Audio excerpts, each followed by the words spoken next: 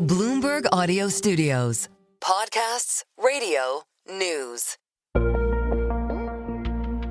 Protesters have taken to the streets in the Ivory Coast as opposition leaders have been blocked from October's general election.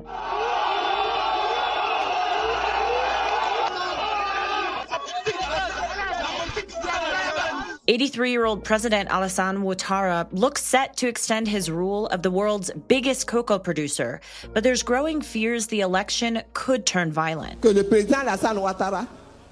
We say to President Alassane Ouattara that Ivorian law, the Ivorian constitution, has provided that he can take his pen to write an amnesty law to erase all this. On this episode of the Next Africa podcast, we'll look at what's behind the protests in Abidjan and whether this week's action is a sign of more unrest to come.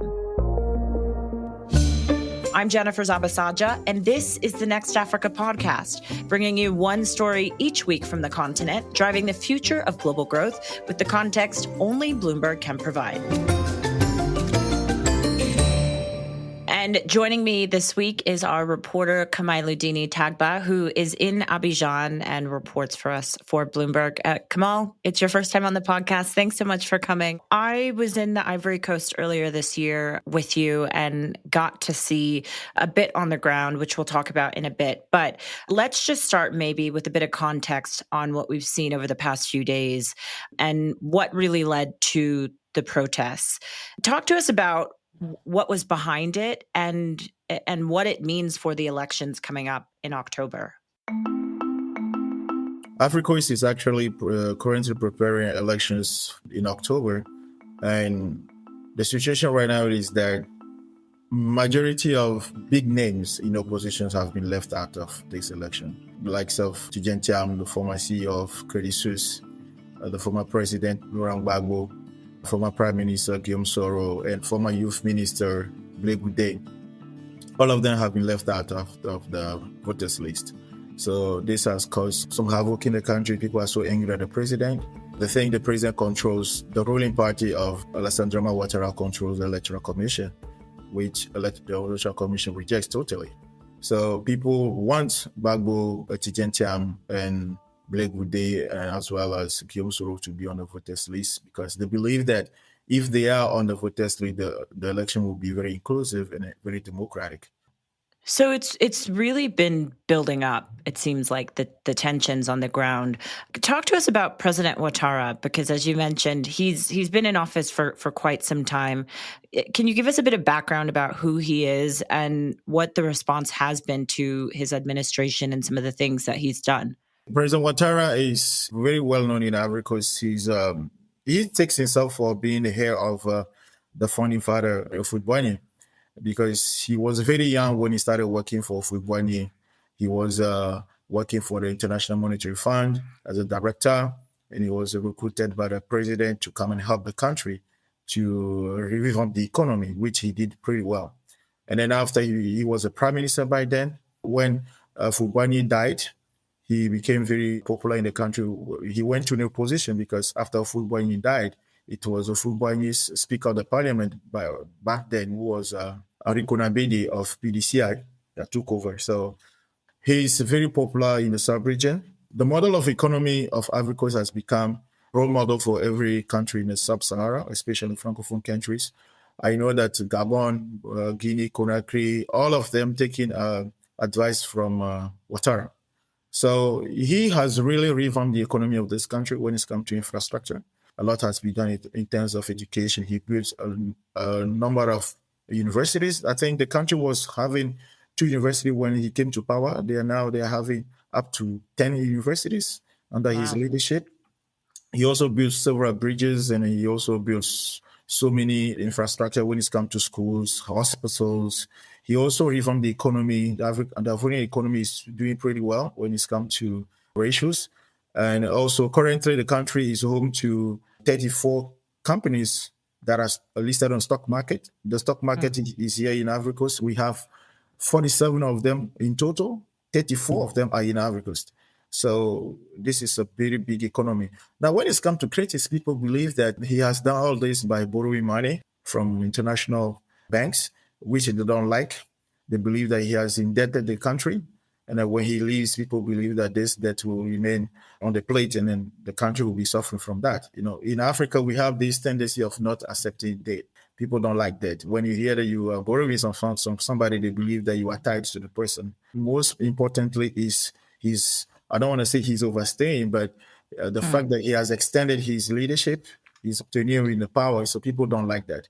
Because the region has been so much familiar with those things. When you take countries like Togo, when you take countries like Guinea, the Gambia, when you take countries like Senegal, all these countries witness some leaders who stay too much in power. So people do not want these things to happen again. Ouattara is so far the elderly leader so far in the region who has been in power for more than 15 years. Ivorians themselves are so proud of themselves, and they also want to make sure they have a leader who really represents them. So they don't want to see a leader who overstays too much in power. But at the same time, he has a very huge support. I remember late June when they organized the last day of the Congress. It happened in the biggest stadium in the state of the country, where they played the final of the African Cup of Nations 2023. That Ivory Coast won. It's a big stadium that they were able to bring together over 100,000 people. Kamal, is it fair to say that it's less about the policies that we've seen from the current president? Because as you were mentioning, Ivory Coast has been one of the fastest growing economies on the continent in the world. There's a lot of other economies on the continent trying to replicate it. It's less about what we've seen him do, and it's more so the frustration is more so about people and the government blocking opposition candidates from running and him extending his stay. Is that a fair assessment? Yeah, it's a fair assessment. Cham has some challenge within his own party. The court said Cham was elected while still holding his French citizenship, which is contrary to the internal rules of the party. There is a law in Ivory Coast which says that political parties should be led by Ivorians, people solely Ivorian, uniquely Ivorian. You shouldn't have a dual citizenship. He also enrolled on the voters list, when he was still holding that dual citizenship. Then people challenged that. They went to court, they challenged it. They said, okay, the electoral code said you should only be Ivorian when you are already on the voters list. So this guy, Cham, gave up his French citizenship in February this year. So people said, so if he gave up his French citizenship in February this year, it means that when he was enrolling on the voters list, he was still French. That was the reason why the court decided to remove him from the voters list. And is that the same case for the other opposition candidates? No, Gbagbo was actually condemned or sentenced by a court here in Ivory Coast over a case that is related to the Central Bank of West Africa in 2019. Ouattara pardoned him, but he did not restore his civic rights. So right now, the reason why Gbagbo is not on voters list is that he does not have his civic rights that can allow him to vote or to run as a candidate. So that's the issue right now on the ground. And so, Kamal, you were talking about some of the other cases against the other opposition candidates. What's been the response to those? There hasn't been any response so far. And there are two cases here that can happen in case there should be any response. Either the President Ouattara issued a decree that is restoring the civic rights of Laurent Gbagbo, but even this has to go through the parliament. Or the two sides, the opposition and the ruling party, all sit down together and then start negotiations on how to make sure that there are democratic elections this October, or to make sure that all big names in the politics in opposition also participate in the elections. Kamal, stick with us. When we come back from break, we're going to talk a bit more about some of the response that we've seen this week on the ground and whether we're likely to see more protests as we head closer to the election. We'll be right back. Welcome back. Today on the podcast, we're digging into the Ivory Coast and protests by opposition supporters over their candidates being blocked from the presidential election. Kamailoudini Tagba, our Bloomberg reporter in Abidjan, is still with me. So, Kamal, how big have the protests been this week? Talk to us about what we've seen and maybe what we expect over the next few weeks and months. Right now on the ground, when it's come to the position, we have two coalitions. One formed by Gbagbo and Titientiam. That coalition was formed in June this year. Before that coalition, that front, there was another coalition that pushed together several political parties, including the PDC of Titientiam and the party of the ex-wife of Gbagbo, Simone Gbagbo. But Thiam's and Gbagbo's coalition is more powerful than theirs.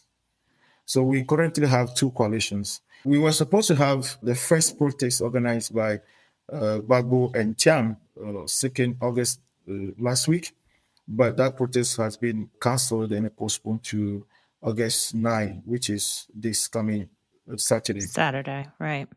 So this next Saturday, we'll have a big protest coming from these two political parties, which are the most powerful opposition parties in Ivory Coast. Meanwhile, on last Friday, there happened an incident in one of the most populous districts of Abidjan. It used to be a stronghold of Laurent Gbagbo. So there were a group of people armed with cutlass and machetes that attacked police force, a police van, and then they attacked the van and they also put fire to a public bus. A couple of people were arrested. Police investigation revealed that the people who were behind the incident were linked to Gbagbo's party. So this has put more pressure on Gbagbo's party right now. And those who were organizing, the leaders of the coming Saturday protests were summoned by police. They were stayed in police custody for several hours for questioning. They were investigated and they were later let go home the following day early in the morning. So there is a bit of tension right now in the country. Well, and it still does really seem like tensions are quite high. Considering all of this, what is the discussion around a free and fair election come the end of the year? Are people hopeful that we'll see that? Or is this going to be a bumpy ride through and through? Those supporters of Ouattara believe that elections will be free and fair. Gbagbo, let's be frank, Gbagbo has been a very powerful guy in this country. He's a powerful political figure. He's been the first Ivorian to withstand the founding father. So people have so much respect to him. People believe that if they don't go, Gbagbo, Thiam, and others are not on the list, the election will not be fair. That's what opposition believe. But at the same time, parties close to Ouattara believe that, okay, this happened in the past. Gbagbo won his second term in power without any opposition. So back then, they did not criticize the turnout or they didn't criticize the result of the vote. There's quite a lot to pay attention to, especially as you point out. This is a very important economy for the continent. Kamailoudini, thank you so much for your reporting. We know you'll be continuing to follow this, so we appreciate you joining us on the podcast this week. And you can read Kamailoudini's exclusive report across Bloomberg platforms now. Here's a few other stories we're watching in the region this week. At least 319 people, including dozens of women and children, were killed by the Rwanda-backed M23 rebel group that's active in Eastern Democratic Republic of Congo, according to the United Nations Agency for Human Rights. The killings happened in the same month that Congo and the M23 rebel group signed a so-called Declaration of Principles to end fighting after months of talks. And Elon Musk's Starlink service is losing its shine with Kenyan consumers. Some Kenyans turned to the satellite communication service after the government tried to restrict access to the internet during last year's protests that left more than 60 people dead. Anti-government demonstrations returned in June, but this time, Starlink's appeal has faded with Starlink's high costs and slow speeds deterring many users.